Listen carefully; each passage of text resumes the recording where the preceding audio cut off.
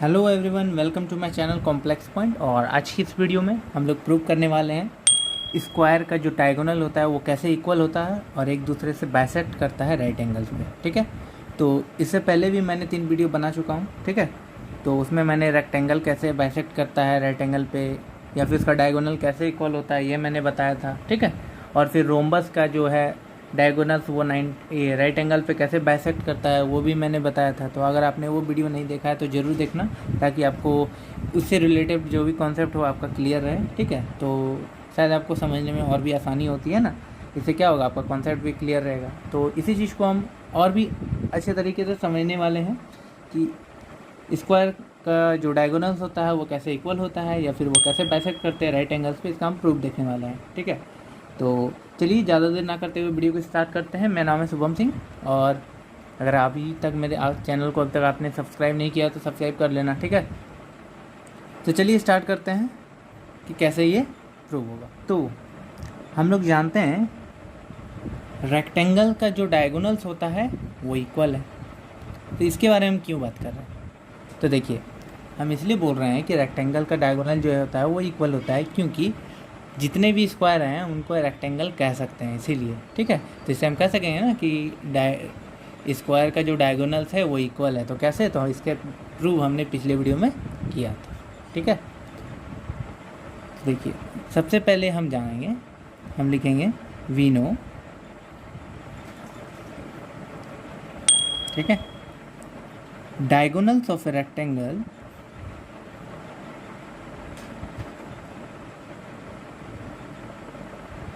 Rectangle जो होता है उसका डायगोनल्स इक्वल होता है। ठीक है, ये हमें पता चल चुका था, इसका हमने प्रूफ भी किया था। ठीक है, वो वीडियो भी आप देख लेना। तो हम लोग को ये भी पता था कि जितने भी स्क्वायर होते हैं, एवरी स्क्वायर को हम रेक्टेंगल कह सकते हैं। ठीक है, ऐसा हमने क्यों लिखा, तो सबसे पहले अगर हम कहेंगे कि रेक्टेंगल जो होता है उसका डायगोनल्स इक्वल होता है, मान लीजिए ये रेक्टेंगल है और हम कहेंगे कि इसका जो डायगोनल्स है ये एक दूसरे के बराबर होता है, और हमें पता है कि जो रेक्टेंगल होता है वो बराबर होता है किसके, तो स्क्वायर के। ठीक है, तो इसलिए हम कह सकते हैं ना कि अगर रेक्टेंगल का डायगोनल इक्वल है तो स्क्वायर का भी डायगोनल इक्वल होगा, है कि नहीं। इसलिए हम इस कॉन्सेप्ट से हमें ये नहीं पता चलता है कि डायगोनल जो होता है, diagonals of a square are equal, हम ये भी तो कह सकते हैं ना, इजी कॉन्सेप्ट है। अगर आपने ये पिछले वीडियो में देखा होगा कैसे हम ये चीज़ को कह रहे हैं तो आपको ज़्यादा आसानी होगी समझने में। ठीक है, ये तो हमारा पहला था, इससे हमें पता चल गया कि जो डायगोनल्स होता है उसका स्क्वायर का वो इक्वल हो गया। और फिर हम ये भी जानते हैं कि रोम्बस जो है वो बाइसेक्ट करता है राइट एंगल पे, इसका भी वीडियो हमने पिछले वीडियो में बनाया था। ठीक है, तो अगर आपको जानना है कैसे तो वो देखिए। तो हमें पता है कि डायगोनल्स ऑफ ए रोम्बस जो है वो बाइसेक्ट करते हैं 90 डिग्री पे, और हमें ये भी पता है कि हर एक स्क्वायर जो होता है वो रोम्बस होता है। तो इसीलिए इस कॉन्सेप्ट से भी हम कह सकते हैं कि ये जो स्क्वायर है ये राइट एंगल पे बाइसेक्ट करता है कि नहीं। तो इस चीज़ को भी हम लिखेंगे ऑल्सो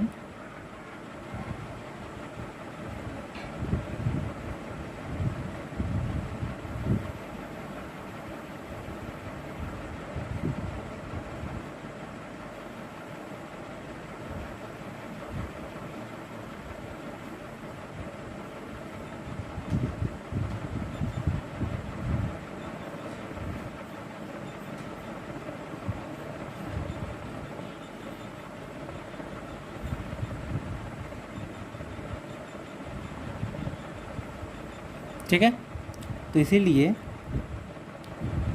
हम लोग जानते हैं कि हर एक स्क्वायर जो है वो रोम्बस है, एवरी स्क्वायर इज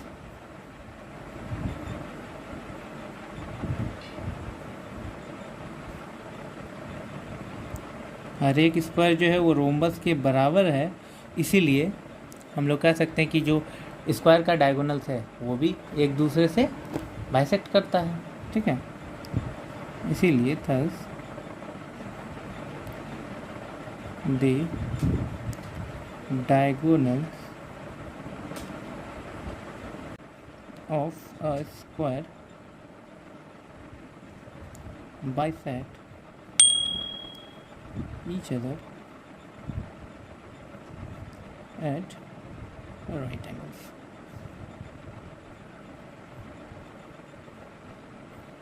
तो हम अब कह सकते हैं कि जो स्क्वायर होता है उसका डायगोनल इक्वल होते हैं और वो बाइसेक्ट करते हैं राइट एंगल पे, ठीक है। इससे हमें ये कंक्लूजन मिला। तो hence diagonals of a square are equal and bisect each other at right angles